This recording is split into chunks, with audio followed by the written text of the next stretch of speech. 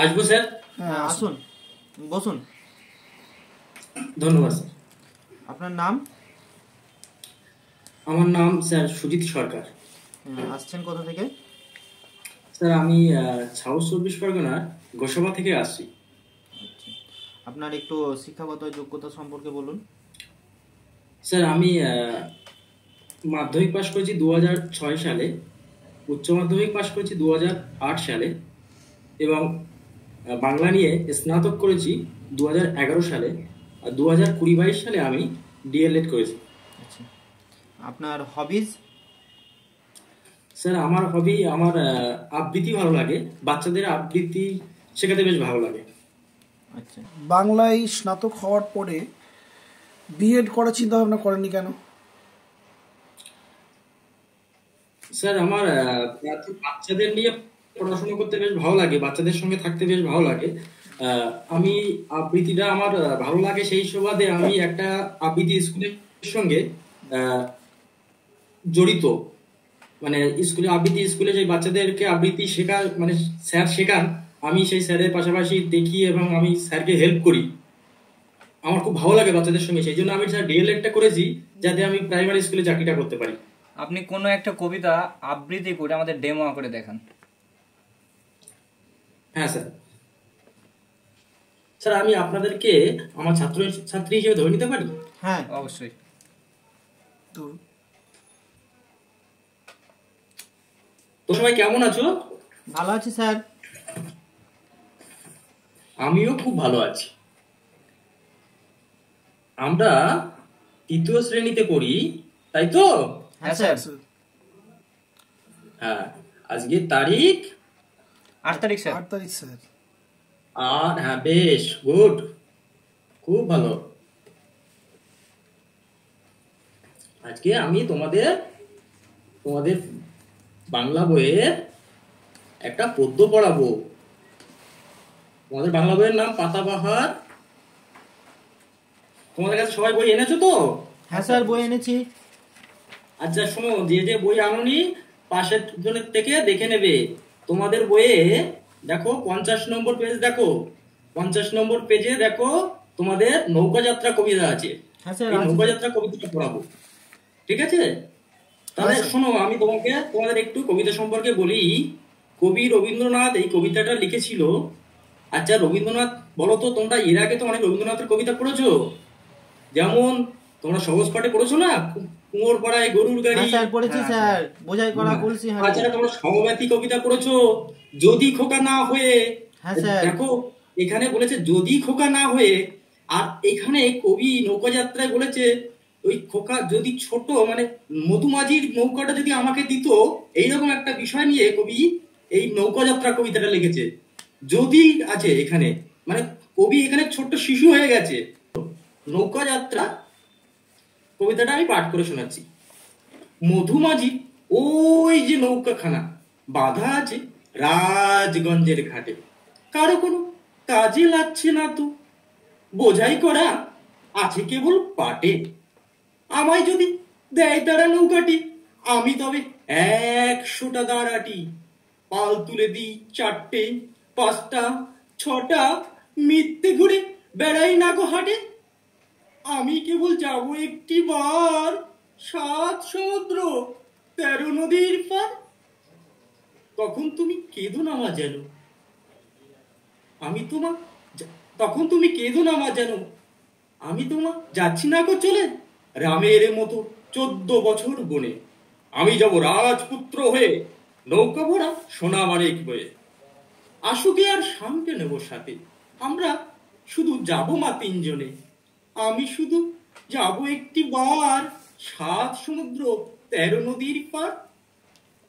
ভোরের বেলা দেব নৌকা ছেড়ে, দেখতে দেখতে কোথায় যাব ভেসে। তখন তুমি পুকুর ঘাটে, আমরা তখন নতুন রাজার দেশে। পেরিয়ে যাব তীরপুণ্যির ঘাট, পেরিয়ে যাব তেপান্তরের মাঠ। ফিরে আসতে সন্ধ্যা হয়ে যাবে, গল্প বলবো তোমার কোলে এসে। আমি কেবল যাব একটি বার 7 সমুদ্র 13 নদীর পার। তোমাদের এই আবৃত্তিটা ভালো লেগেছে? হ্যাঁ স্যার, খুব সুন্দর হয়েছে, দারুণ হয়েছে। হ্যাঁ, শোনো, তোমরাও এই আবৃত্তিটা করবে, তোমরা বাড়িতে মুখস্থ করবে, এটা আবৃত্তিটা করবে।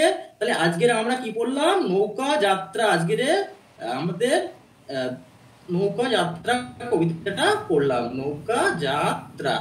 শোনো, এবার কবিতাটা আমি বিশ্লেষণ করে দিচ্ছি। দেখো, একটা নৌকা আছে, নৌকাটা ঠিক এমন, নৌকা এমন দেখতে হয় তো?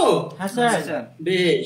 হ্যাঁ, দেখো নৌকার এখানে একটা হাল থাকে, তারপরে পাল থাকে।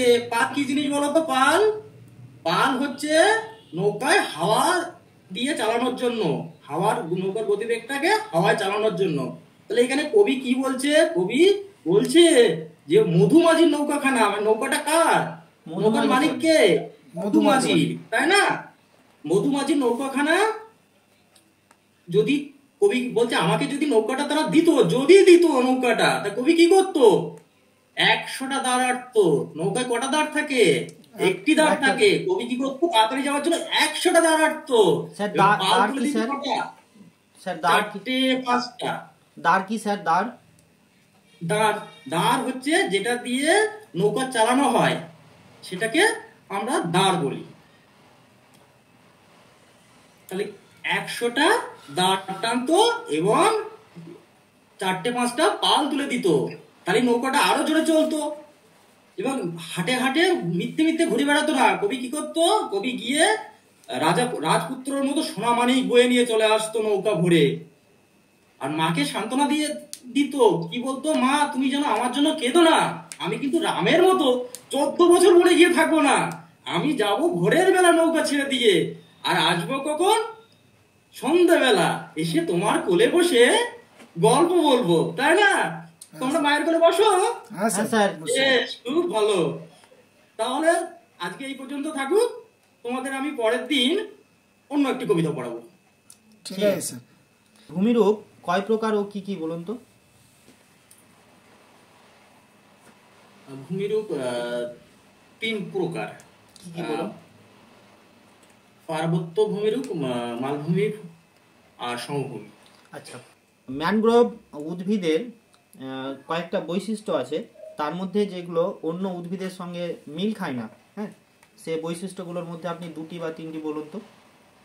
স্যার, উদ্ভিদদের কেশমূল দেখা যায় কি? এবং শ্বাসমূল দেখা যায়। আচ্ছা। আর ম্যানগ্রোভ উদ্ভিদের পাতায় একটা মোমের একটা আস্তরণ থাকে। হুম। আচ্ছা, ছন্দ বেকারত্ব বলতে কিছু বুঝেন আপনি? বলতে পারবেন? না স্যার, বলতে। ঠিক আছে, আপনি তাহলে আরেকটা প্রশ্নের উত্তর দেন আমাকে, যে ভিটামিন এ কোন কোন খাবারের মধ্যে থাকে? ভিটামিন এ দুধের মধ্যে থাকে, ডিমের মধ্যে থাকে।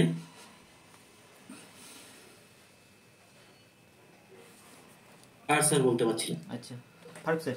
আচ্ছা, আমরা জানি যে মাতৃভাষার গুরুত্ব এখন সব ক্ষেত্রে দেওয়া হচ্ছে, বিশেষ করে প্রাথমিক শিক্ষা ক্ষেত্রে। তাহলে আপনার মতে কি বলে যে ইংরেজিটা যেহেতু মাতৃভাষা নয়, তাহলে প্রাথমিক থেকে উঠিয়ে দেওয়া উচিত? না স্যার, একদমই নয়। মাতৃভাষা স্যার, আমরা মাতৃভাষা নিয়ে অবশ্যই পড়াশোনা করব এবং মাতৃভাষাকে আমরা অবশ্যই ধরে রাখবো। তার সাথে সাথে ইংরেজি ভাষাটাকেও পড়বো। তার কারণ হচ্ছে স্যার, আমাদের বৈদেশিক ভাষা বা আমাদের অফিসিয়াল ভাষা যেহেতু ইংরেজি, সেহেতু আমাদের অফিসিয়াল যখন কাজ করব আমরা, তখন আমাদের অসুবিধা হবে যদি আমরা ইংরেজিটাকে তুলে দিই। আচ্ছা, আপনি বাংলার বায়রন বলা হয় কোন কবিকে?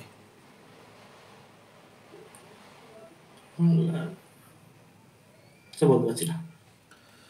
আচ্ছা, অমৃতাক্ষর ছন্দ আছে একটি, আপনি জানেন ছন্দের মধ্যে অমৃতাক্ষর ছন্দ। এই অমৃতাক্ষর ছন্দের রচয়িতা কে? অমৃতাক্ষর ছন্দের মাইকেল মধুসূদন দত্ত। আচ্ছা, মাইকেল মধুসূদন দত্তের যেটা প্রথম ভারতবর্ষে এসে লিখেছিলেন ওই কাব্যগ্রন্থটার নাম কি? বিলেত থেকে ফেরত এসে। অমৃতাক্ষর,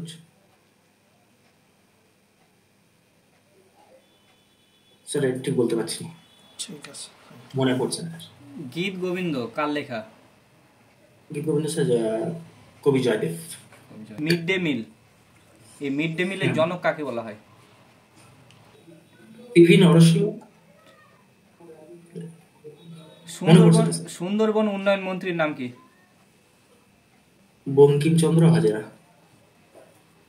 বর্তমান শিক্ষামন্ত্রী পশ্চিমবঙ্গের? স্যার মহাশয় ব্রাত্য ঘোষ। স্কুলে একটি কথিত কথাবার্তা যেটা মানুষের মুখে মুখে আসছে যে প্রাথমিক স্কুলে সবই দেওয়া হচ্ছে, শিক্ষা দেওয়া হচ্ছে না, এটা কি আপনার সত্যি সত্যি মনে হয়? না স্যার, এটা আমার মনে হয় না স্যার। এটা হয়তো কথিত হচ্ছে, তার কারণ স্যার পুরাতন ভাবধারার সঙ্গে নতুন ভাবধারার মেলাতে হয়তো কিছু মানুষের অসুবিধা হচ্ছে। পুরাতন ভাবধারা বলতে আগে যেরকম শিক্ষার উদ্দেশ্য ছিল, আহ, শিক্ষক যেটা দান করবে ছাত্ররা সেটা নেবে। এখন যেমন আমরা ছাত্ররা যেটা নিতে চাইবে শিক্ষকদেরকে সেই শিক্ষা দিতে হবে। ছাত্র নির্ভর শিক্ষা, আহ, শিশু নির্ভর শিক্ষা, সেই হিসেবে শিক্ষার নীতি চেঞ্জ হয়েছে এবং সেই নীতি অনুযায়ী স্যার এটা ঠিকই আছে। এটা হয়তো আমরা বেশ কিছুদিন পরে, মানে এক দশক বা কিছুদিন পরে আমাদের মধ্যে এটাও আবার আমরা আয়ত্ত করে নিতে পারবো না, শিক্ষাটা ঠিকঠাকই হচ্ছে। তার মানে আপনি ধরুন যখন শিক্ষক হবেন আপনার ছেলেকে আপনার প্রাথমিক স্কুলে ভর্তি করবেন তো? হ্যাঁ স্যার, নিশ্চয়ই। আমার ছেলেকে অবশ্যই আমি প্রাথমিক স্কুলে ভর্তি করবো। আপনাদের বাড়িতে এখন কোনো বাচ্চা প্রাইভেট স্কুলে পড়ে? স্যার আমার বাচ্চা 5 বছর বয়স স্যার, এবছর প্রাথমিক স্কুলেই ভর্তি হয়েছে এবং স্যার ও কুটুম কাটুম মজারু এটাতে স্যার যে বিন্দুগুলোতে ও দাগ দেওয়া শুরু করেছে, এবছরই ভর্তি হয়েছে। আচ্ছা, কুটুম কাটুম বইটা লেখককে? কুটুম কাটুম স্যার এটা কুটুম কাটুম মজারু তর্ক অলঙ্কার, মদন মোহন তর্ক অলঙ্কার হচ্ছে স্যার মজারু, আর কুটুম কাটুম স্যার বলতে পারছি না। মজারও কি মদন মোহন তর্কালঙ্কার লিখেছেন না ওনাকে উৎসর্গ করা হয়েছে? স্যার এটা ঠিক বলতে পারছি না। আচ্ছা ঠিক আছে, আজকে আপনার ইন্টারভিউ এখানে আমরা সমাপ্ত করলাম। হ্যাঁ, আপনি এবার আসতে পারেন। ধন্যবাদ স্যার। আচ্ছা, এবার আসি আমরা ফিডব্যাকের পালায়। আপনি ডেমো ক্লাসে আবৃত্তি খুব সুন্দর করেছেন, আপনার কণ্ঠ খুব সুন্দর, আবৃত্তি খুবই সুন্দর, ছাত্রছাত্রীদের ছেলে মেয়েদের আকর্ষণ করবে। আপনার ডেমো ক্লাসটা খুব সুন্দর হয়েছে। তারপরে আপনাকে যে প্রশ্নগুলো করা হয়েছিল সেই প্রশ্নগুলোর ওপরে আপনি পার্বত্য মাটিটা বলতে পারেনি। পার্বত্য অঞ্চল একটাই আছে আমাদের এখানে পশ্চিমবঙ্গের মধ্যে। পার্বত্য অঞ্চল বলতে আমরা দার্জিলিং, ডুয়ার্স ওইসব অঞ্চলগুলোকেই ধরি। এগুলো হচ্ছে প্রায় মালভূমি অঞ্চলের মধ্যেই পড়ে, পুরুলিয়া বাঁকুড়া এগুলো মালভূমি অঞ্চলের মধ্যেই পড়ে। ওখানেই পার্বত্য মাটি দেখা যায়। ম্যানগ্রোভ অঞ্চল সম্পর্কে ধরা হয়েছে। আর আপনি বলতে পারছি না বারবার বলছেন। বলতে পারছি না বলবেন না, বলবেন স্যার এই মুহূর্তে আমার মনে পড়ছে না। হ্যাঁ, আপনার নিজের বিষয় যে বাংলা, ওখানে আপনাকে বাংলাতে একটু স্টাডি করতে হবে, বাংলা সম্পর্কে একটু জ্ঞান রাখতে হবে। স্যাররা প্রশ্ন ধরেছেন, স্যাররা বলবেনই অবশ্যই। আমি তো বাংলা থেকে প্রশ্ন ধরিনি আপনাকে, তাই কিছু বললাম না। ওভারঅল আপনার ইন্টারভিউ মোটামুটি খুব ভালো হয়েছে, আমার ভালো লেগেছে। আপনার জন্য শুভকামনা রইল স্যার। আপনার ইন্টারভিউ স্যার বললেন, আমরাও দেখলাম যথেষ্ট ভালো হয়েছে।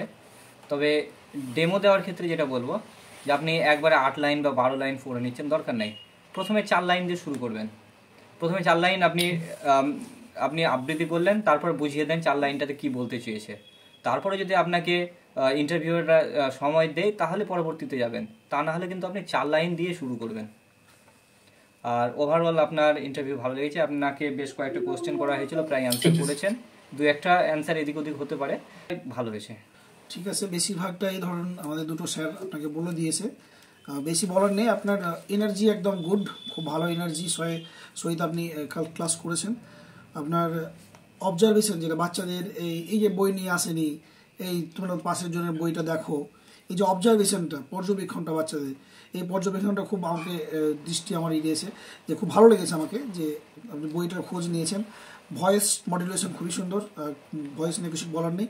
বলার যে জায়গাটা আপনাকে মঞ্জুরি স্যার টাচ দিল, যে আপনি যেহেতু বাংলায় স্নাতক হয়েছেন, তাহলে আপনাকে বাংলার সম্বন্ধে প্রশ্ন আসবেই, এটুকু আপনি ভাববেন। ইন্টারভিউয়ার আপনাকে দূর থেকে জাজ করবে না, বরং আপনি যেরকম আপনার নিজের সম্পর্কে যখন তথ্য দেবেন, তখনই স্যাররা আপনার মাইন্ড একটা সেট আপ করে নেবে। বাংলার সম্পর্কে আপনি অনেক বেসিক জিনিসগুলো, অপিনীতি, অভিশ্রুতি, হ্যাঁ হ্যাঁ, তারপরে ধরুন এইগুলো আমাদের এই দিতে হবে। ছন্দগুলো, যেহেতু আপনি অমৃতাক্ষর ছন্দ গ্রাজুয়েশন আশা করছি পড়েছেন বিএর সময়তে, হ্যাঁ সেই সমস্ত জিনিসগুলো বলবেন। আর বিশেষ করে এই যেটা জানেন না স্যার আমি গেস করছি, আমি আন্দাজ করছি এটা হতে পারে, এই ধরনের কথাবার্তা বলার দরকার নেই। যে কারণ ওইটা একটা খারাপ ইফেক্ট ফেলে, আমি গেস করছি। আপনি গেস করার জন্য ইন্টারভিউ যাননি, আপনি হয় পারবেন আর না হয় পারবেন না, এই জন্যই আপনার ইন্টারভিউ। হ্যাঁ, গেস করে আন্দাজ করে বলাটা ওটা ঠিক হবে না। আপনি এই দিকটা ঠিক করুন, আর বাংলা সাহিত্যটা একটু, বাংলা বিষয়টাকে আপনি দেখে নিন, তাহলে আপনার ভবিষ্যৎ হয়তো আরও অনেক ভালো ইন্টারভিউ দেবেন। আপনার উজ্জ্বল ভবিষ্যৎ কামনা করছি। থ্যাংক ইউ স্যার, ঠিক ধন্যবাদ আছে, স্যার। ধন্যবাদ।